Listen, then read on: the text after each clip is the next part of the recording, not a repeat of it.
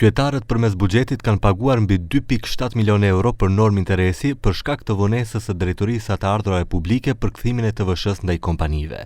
Televizion 21 raportoi se që nga ndryshimi i qeverisë, ndaj kompanive është grumbulluar borxh prej rreth 70 milion eurove për kthimin e TVSH-s. Megjithatë, drejtoresha e DAP-it Elena Petrova nuk sheh ndonjë neglizhencë në punën e institucionit që ajo drejton, neglizhencë që paguhet nga qytetarët. Ajo thotë se norma e interesit ishte më e vogël se kërkesat mashtruese që ata i parandaluan. Каматите што се платени се многу понизок износ во однос на она што се утврдени неправилности и средства кои што се спречиле да бидат одлеани од буџетот по основ на неправилно искажани побарувања за ДДВ, па да не речем и измамнички побарувања.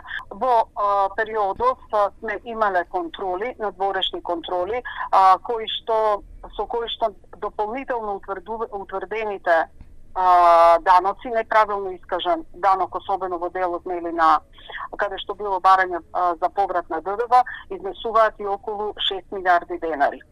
Të dhënat e DAP-it tregojnë se vitin e kaluar janë paguar mbi 2.4 milion euro për normë interesi për shkak të vonesave në kthim të TVSH-s për kompanitë dhe mbi 300.000 euro në 2 muajt e parë të këtij viti, ose gjithsej mbi 2.7 milion euro.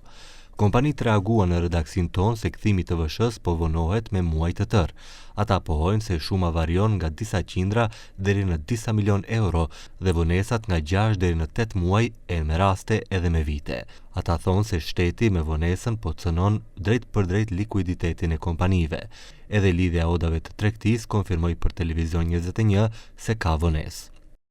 Информациите кои што ги добиваме од нашите членки покажуваат дека со повратот на ДДВ се доцни 3 до 4 месеци. Од доцното враќање на ДДВ особено се погодени извозните компании, затоа што тие во континуитет се во состојба да треба да повраќаат ДДВ. Тие може да бидат доведени во неликвидност, затоа што тоа што го заработуваат е помалку од 18% ДДВ колку што обично се плаќа за тоа што го наплатуваат. И многу е важно за да нивните бизнис операции се одвиваат во континуитет, навремено да се враќа ДДВ-то.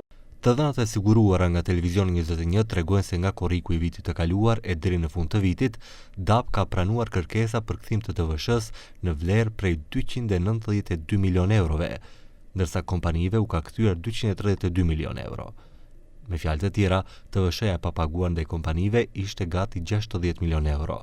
Këtë vit janë 138 milion euro të papaguara, ndërsa 8 milion euro nuk janë kthyer, ose në total, nga korriku i vitit të kaluar e deri më tani, borxhi është 68 milion euro. Petrova pohon se kthimet e TVSH-s paguhen rregullisht brenda një muaji, përveç rasteve kur nevojiten kontrolle shtesë. Ajo nuk saktësoi se sa kohë u duhet organeve tatimore për kontrolle më të detajuara.